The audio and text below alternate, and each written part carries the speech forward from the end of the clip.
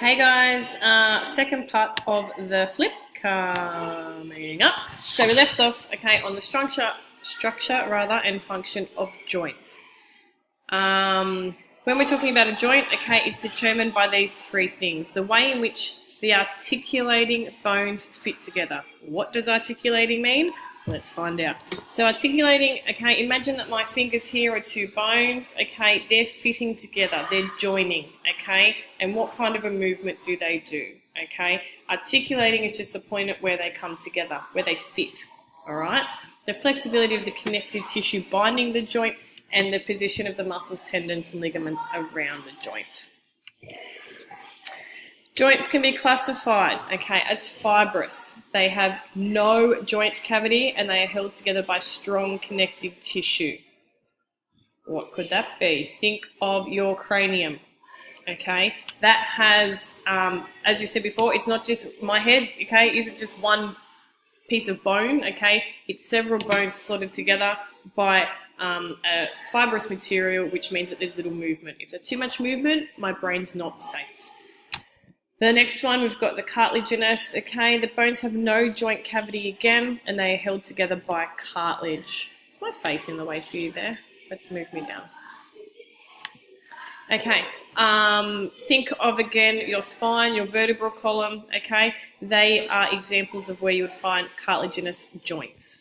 And last but not least, the one that we're going to talk about the most is, my head just is in the way, guys. I'm sorry, I don't really know how to fix that.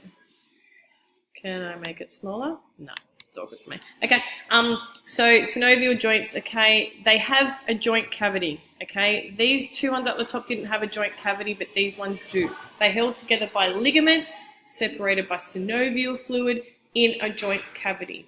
Those things are really crucial in your understanding of a synovial joint. All synovial joints are movable, and we have probably more synovial joints than non-synovial in our body. That's what we're going to talk about. So, structure and function of synovial joints. For those of you that did 10 pass last year, you've done this. I actually think from memory, these are some of the same slides because I enjoyed the images that much that I've just transferred them across. So this is something you should feel confident about. This stuff, not so much, but when I tell you about the types of synovial joints, that's not new information for you. So, woohoo! So, all synovial joints have the following structures, okay? They've got articular capsule, okay? The capsule that encloses the joints. We've got cartilage, okay? Articular cartilage, the connective tissue covering the surface of the articulating bones. My head is in the way again. How annoying. Okay. We've got synovial fluid, okay, a secretion that lubricates and nourishes the articular cartilage. You'd be very uncomfortable without that. And the bursa, a small sac containing the synovial fluid located at friction sites between bones and tendons. So these two, you can't have one without the other, okay? If there wasn't that little sac to hold it all in, the synovial fluid would just roam free, and it would defeat the purpose of what it's meant to be doing. Around the joint structures, okay, we've got tendons and we've got ligaments. You need to please remember the difference between these two, okay? Your tendons attach muscle to bone. Ligaments, bone to bone, okay? Find out a way to remember that, but you need to remember it, please. Thank you. So, love a good picture. Up here, we have, what is it? What joint is it to tell me? Okay, I know, sorry, that was probably a bit unclear. Where is this joint? Test your knowledge. In 3, 2, 1. Did you tell me it was the knee? I hope so. Good job. How could you tell? Okay, because I've got the femur here and I've got the tibia. Okay, so here we've got the, what would I like to show you here? Synovial membrane, okay, my articular capsule is this bit here. Okay, it's holding everything in.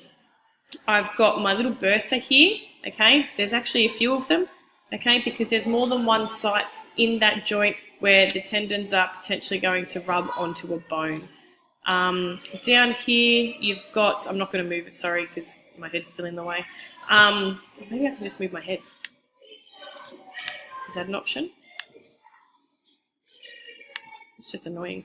Okay, Down here we've got the articular cartilage again. Okay, so see, that's where it's cushioning any absorption, and up here it would be around here again. Okay, without that cartilage you'd be in a lot of pain. Bursa here. Okay, don't go too much into knowing the ins and outs of these joints, but I need you to understand how we're all starting to connect the things that you know. We're talking about joints here, we're talking about bones, we're talking about our muscles, we're talking about our tendons, okay? We're slowly bringing in all of this stuff that you've learnt before into one context. That's what we're looking at. Here, okay, is another one. I'll just keep my face away for a while because it's easier. The pivot joint, okay, so this is a good example. Again, you need to back up. Please don't ever respond to a question by saying, oh, it's a pivot joint. Well, that's glorious, okay, but how do I know that you know it's a pivot joint? Give me examples, okay? Your pivot joint, okay, in your vertebrae, so this one specifically is saying between C1 and C2, okay? Remember how we said the vertebral column was broken up into different regions? You've got your hinge joint. Think of the action your elbow does, okay? It hinges, just like a door. I can't really do anything else. My elbow doesn't move anywhere else. That motion's coming from my shoulder. So elbow is a good one for a hinge joint. The saddle joint, okay, so that one is here showing you where it's kind of just sitting in a bit of a saddle, okay? So it's between the carpal bone and the metacarpal bone. You don't have to know the name of each bone. I'm not that cool. Ball and socket joint, okay? Ball and sockets are the ones that have the most movement, therefore are the ones that dislocate the most. Think of hips, think of shoulders, okay? Dislocations galore. Condyloid, it's really a bit of an awkward one. Between the radius and the carpal of the wrist, it's not as ball and sockety, okay? It doesn't have that full-on coverage, but it is kind of just a slight cover like that. And your plane joint, okay, just moving. It's probably also better known as the gliding joint, which is what you guys will know it as. So it's a gliding motion. Between your tarsal bones, okay, down here on your feet, they're moving all the time every time you walk. You just probably aren't really aware of it. So here are the pictures that you will have seen before.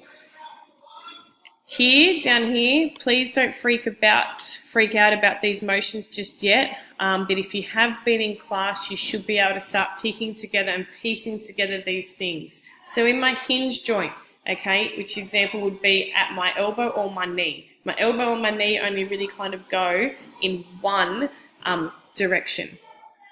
If not, we've got issues. Okay, so what action can they do? This is what the movement at the joint we're talking about. We're talking about flexion and extension. Okay, so flexion and extension. So flexion was where we were talking about decreasing the angle between our bones or our muscles. Okay, and extension is when we reverse that. Pivot, okay, this is a good example of what a pivot joint looks like, and we said it can be between the atlas and the axis, which is up the very top of our vertebral column. Ball and socket, it's got so many things it can do, hence why it's so prone to injury. We've got flexion, extension, adduction, abduction, internal and external rotation. Wow, okay, that's a lot. We've got the saddle joint. Okay, so we said that in between the tarsals up here, or the carpals, wow. There's a lot of movements that we can do. The condyloid joint, okay, a little bit more than a saddle, or a little bit less than a saddle rather. It doesn't have as much movement. And then the gliding, so it's just going to go over the top of each other. I think I'm going to leave that one there and let you guys absorb a little bit of that, and we'll go round 3. Bye!